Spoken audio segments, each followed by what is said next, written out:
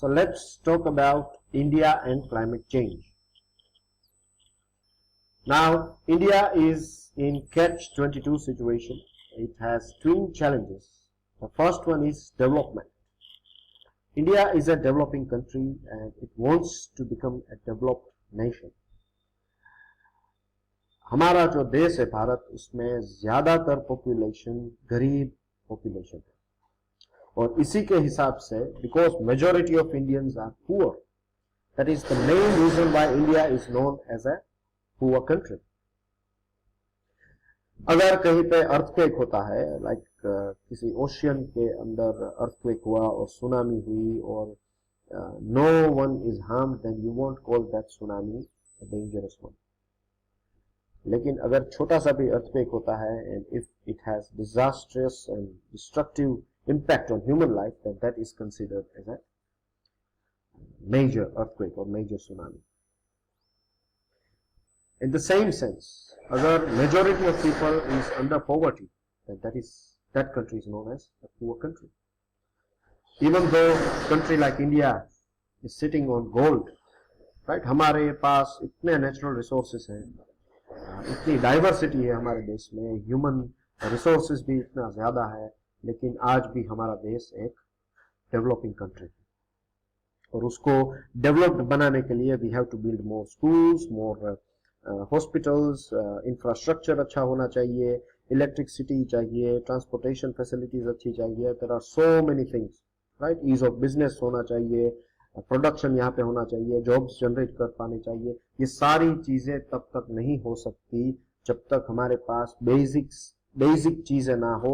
And one of the basic thing is energy. अगर आपका mobile phone है और इफ योर मोबाइल फोन को आप चार्ज नहीं कर पाते, देन इलेक्ट्रिसिटी नहीं है, then you won't be able to charge it. And if you can not charge your phone और लैपटॉप और anything, then you won't be able to listen to this lecture. Hospitals है तो वहां पे operations नहीं हो पाएंगे, इंडस्ट्रीज है तो उनका काम नहीं चल पाएगा if you don't have energy security नहीं. नाउ एनर्जी सिक्योरिटी के लिए we have coal, fossil fuel etcetera, solar and wind and everything. But अगर आप ओवरऑल देखें, then coal is the predominant fuel that India is using. और रातों रात हम कोल में से सोलर की तरफ नहीं जा सकते. ये एक स्लो प्रोसेस है. धीरे धीरे कोल को हमें रिड्यूस करना है और धीरे धीरे हमें सोलर और रिन्यूएबल सोर्सेस को बढ़ाते जाना है, राइट? ये एक स्लो प्रोसेस है, इसके बिना ये हो ही नहीं सकता. It is not possible. In imagination this is possible कि हम from tomorrow we can ban coal and we start using renewable energy. But a country like India cannot do that. No other country can do it. It has to be slow. And without energy security, we cannot develop. हमें अपने लोगों को गरीबी के अंदर हम रख ही नहीं सकते. The other thing is we have to cut emission. Again, for cutting emission, we have to move towards renewable energy. इसके लिए हमें पैसे चाहिए, इसके लिए हमें टेक्नोलॉजी चाहिए जो हमें डेवलप्ड कंट्री से मिल सकती है.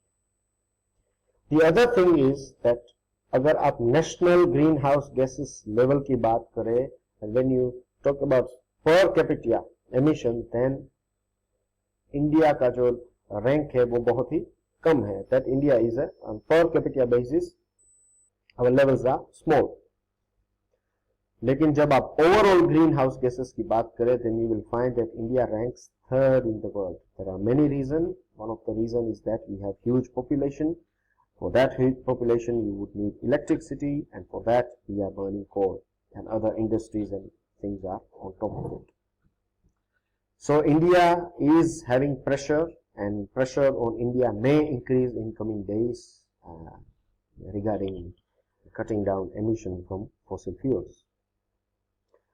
Again, the good thing is that historically speaking, India has not been a contributor of climate change, because India 1947 में जब आजाद हुआ उसके बाद ही धीरे धीरे हमारी इंडस्ट्रीज यहाँ पे बढ़ती गई. उसके पहले का जो कार्बन एमिशन है ये सब किया गया था डेवलप कंट्रीज के बाद, ये सब हुआ था डेवलप कंट्रीज के रीजन के हिसाब से. Now talking about future, that is 2018, that United Nation Framework Convention on Climate Change, जिसके बारे में मैंने आपको बात की थी, this is the full form of it. The other thing is Intergovernmental Panel on Climate Change, that is known as IPCC.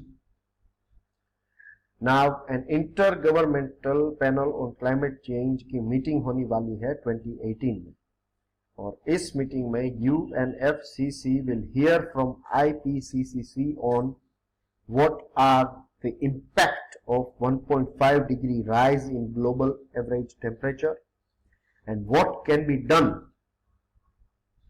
right? What can be done so that this 2 degree threshold is not passed.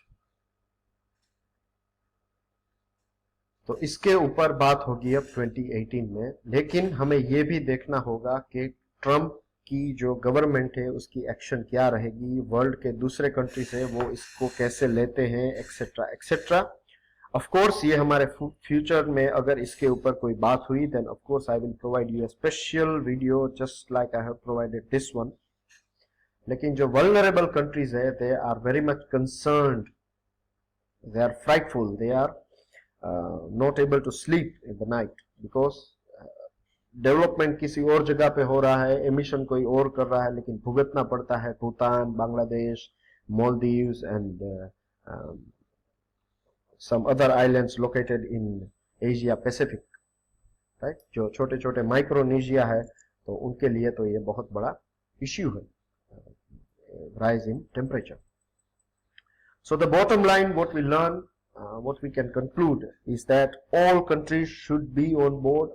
Everyone has to work together, not only on country level, on national level or international level. Even our individual life should be eco-friendly. We should use less and less paper. We should use less energy. हमें जो कोई भी चीजें हम कर सके जिससे कि एनर्जी हमें कम प्रोड्यूस करनी पड़े, जो चीजें हम कर सके जिससे कि हम रिन्यूएबल एनर्जी सोर्सेस को ज्यादा यूज करें, वो एज ए सोसाइटियल लेवल और individual level, as a state level, national level and international level पर every individual has to work for it. अगर आप साइकिल का उपयोग कर सके, then you should do that. If you can use more trains and public transport, then you should do it. बड़ी बड़ी cars, SUVs, ये सब चीजों से हमें आज नहीं तो कल दूर ही जाना पड़ेगा, because they are not sustainable. मुझे मालूम है जब आप ये सुन रहे होंगे तो आपके मन में भी क्वेश्चंस उठ रहे होंगे कि सर क्या आप ये सब सारी चीजें कर रहे हैं या सिर्फ आप बातें कर रहे हैं.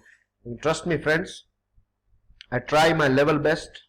I try on my personal basis and what ever I can do for the society. अगर मैं किसी दो लोगों को इंस्पायर कर सकूं या मोटिवेट कर सकूं, that they should take short showers. अगर आप कई लोग आधे आधे घंटे तक they used to take shower, that is also from my point of view not ethical. If you can do the same job in 5 minutes, then you should not spend too much amount of time so in shower, because lots of water is being wasted. And again आपको पानी को tank के ऊपर चढ़ाने के लिए भी electricity का उपयोग करना पड़ता है. So there are many things on personal basis which each और एवरीवन कैन डू, भले ही वो छोटी छोटी चीजें क्यों ना हो. लेकिन रिमेंबर, एक एक ड्रॉप से ही ओशियन बनता है, एक एक ड्रॉप से ही आपका पूरा ग्लास पानी का भर जाता है. So everyone has to work for it. So that's everything in this COP22 Marrakesh meeting के ऊपर, कॉन्फ्रेंस के ऊपर. जितनी भी आज तक की अपडेट्स थी, आज तक का मतलब है 21 नवंबर 2016 तक जितनी भी सारी चीजें थी वो मैंने आपके सामने रख दी है. आपको ये मेंस एग्जामिनेशंस में आंसर लिखने में बहुत काम आएंगे. in your interview as well, if you find any question regarding climate change, then there are so many things that I have covered in it. I believe at my best, and prelims में भी आपको ये चीजें काम आएगी. So that's everything, my dear friends. Please do not forget to pass me your comments. मैं आपसे comments की request इसीलिए करता हूँ क्योंकि अगर आप मुझे comment करेंगे, if you provide me a feedback, then I know whether first I am doing good, second, if there are any changes, then I can implement them, and third, if you have any request regarding any topic, etc., then I can work for it as well. Remember, my sole intention is to help you to crack the word that you use, crack, for civil services. उससे भी बढ़कर मेरा गोल ये है कि आपकी understanding develop हो, and I strongly believe कि अगर किसी चीज के ऊपर आपकी अंडरस्टैंडिंग हो गई, देन देयर इज कोई भी ऐसा क्वेश्चन नहीं है जिसको आप आंसर नहीं दे पाएंगे. आपकी एनालिसिस स्ट्रांग हो जाएगी, and once you develop that, once you become a student who is analyzing things, who is understanding things, then civil services examination को जो पास करना है या क्वालिफाई होना है वो उसका बाय प्रोडक्ट हो जाएगा. यही एक रास्ता है, यही एक की है for success. So wish you best of luck, my dear friends. I'll see you soon again. Take care. Goodbye.